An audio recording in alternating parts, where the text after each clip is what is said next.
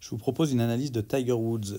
Voici une vidéo que j'ai prise dimanche à Orlando au PNC Championship et je souhaite faire cette analyse avec cet angle de vue car je trouve qu'elle nous apprend pas mal de choses sur l'évolution de Tiger Woods et je dirais sur les problématiques qu'il peut avoir, bien évidemment avec tout le respect que j'ai et l'admiration et l'amour que j'ai pour lui, mais les problématiques qu'il peut rencontrer dues avant tout aux différentes complications physiques qu'il a eues ces dernières années suite à ses accidents et à toutes les opérations qu'il a eues. En tout cas, si on observe son mouvement, on constate que le backswing a un petit peu changé par rapport à avant, mais pas tant que ça. Pour moi, la grosse différence, elle est à partir d'ici où, principalement au tout début de sa carrière, il avait cette tendance à beaucoup plus appuyer dans le sol, principalement avec le pied droit, chose qu'il peut beaucoup moins faire.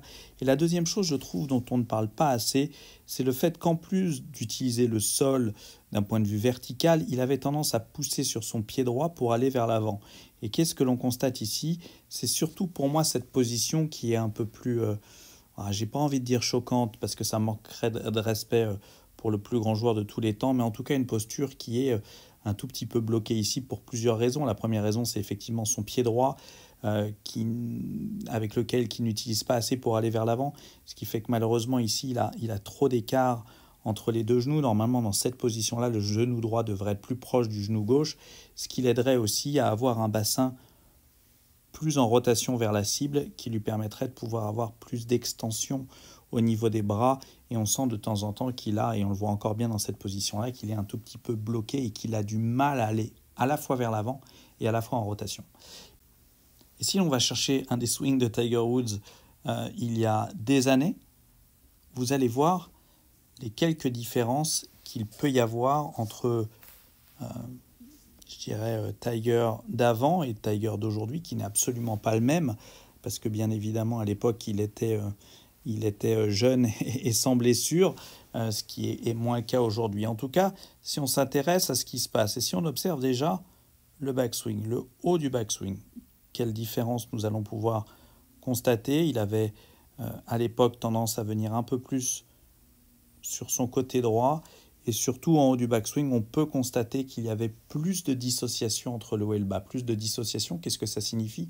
Ça signifie que son bas du corps était plus en résistance et que le haut du corps était plus en rotation. On voit aujourd'hui que son bas du corps est moins tourné qu'à l'époque et que son haut du corps est aussi... que son bas du corps est plus tourné qu'à l'époque et que son haut du corps est moins tourné à l'époque. Qu'est-ce que ça veut dire?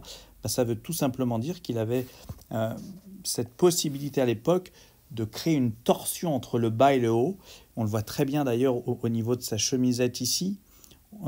Il avait cette tendance avec un bas du corps qui ne tournait pas et un haut du corps qui tournait beaucoup, ce qui est moins le cas aujourd'hui, dû bien évidemment à pas mal de pépins physiques et principalement dû à cette fusion qu'il a eue au niveau des lombaires et du bas du dos qui bien évidemment lui a retiré de la mobilité. C'est la première chose. Ensuite, si on regarde le reste de son swing, on constate quand son bras gauche est parallèle au sol, que là, ce sont deux positions assez différentes et principalement au niveau du pied droit.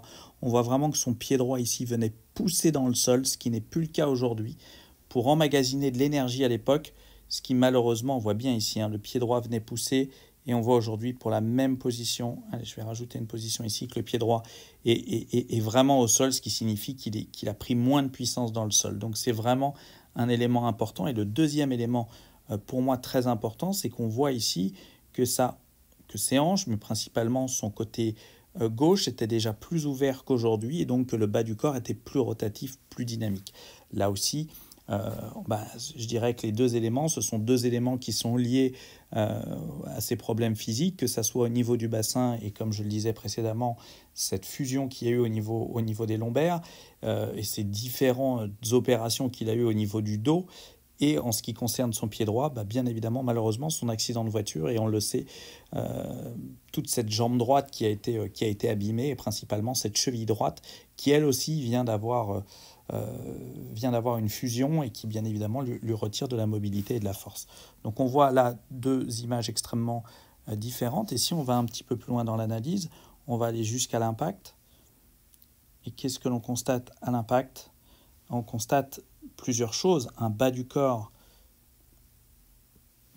À l'époque, il y avait moins d'images par seconde qu'il y a aujourd'hui, et la qualité était moins bonne, comme vous pouvez le constater. En tout cas, on voit ici deux images complètement différentes avec un bassin qui est beaucoup plus ouvert.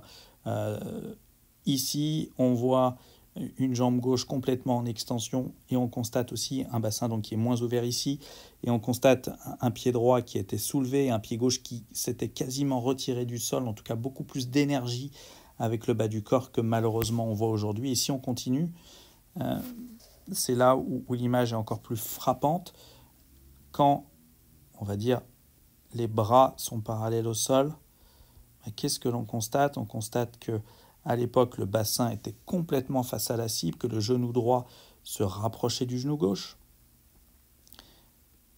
que sa boucle de ceinture était face à la cible et que les deux pieds était sur le bout, sur la pointe des pieds, ce qui signifie qu'il avait utilisé le sol et que l'énergie qui lui avait restitué le sol le renvoyait vers le haut, à l'image d'un lanceur de javelot ou d'un basketteur, en tout cas de tous ces sports qui prennent appui dans le sol pour prendre de la puissance. Et si on va un petit peu plus loin, et cette image que je n'aime pas trop, malheureusement, de Tiger, avec un bas du corps qui est vraiment, je dirais, un petit peu en retard, qui a du mal à suivre, tandis qu'on le voit bien ici, un bas du corps qui continue à tourner, qui continue à bouger avec une extension maximum, surtout que sur l'image de droite, c'était un drive que Tiger cherchait à accélérer un petit peu, et on voit toute cette torsion dans son corps, principalement dans son haut, dans ses hanches, et dans ses genoux qui se rapprochent. Et là, je vais revenir un tout petit peu d'ailleurs sur cette image très impressionnante.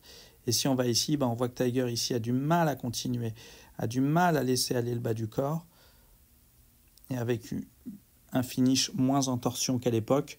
Donc voilà, je trouve que cette analyse, en tout cas ce swing de dimanche par rapport au début de sa carrière, on voit cette grande évolution. On voit cette modification, ces modifications qu'il a dû faire étant donné les différents problèmes physiques qu'il a eus.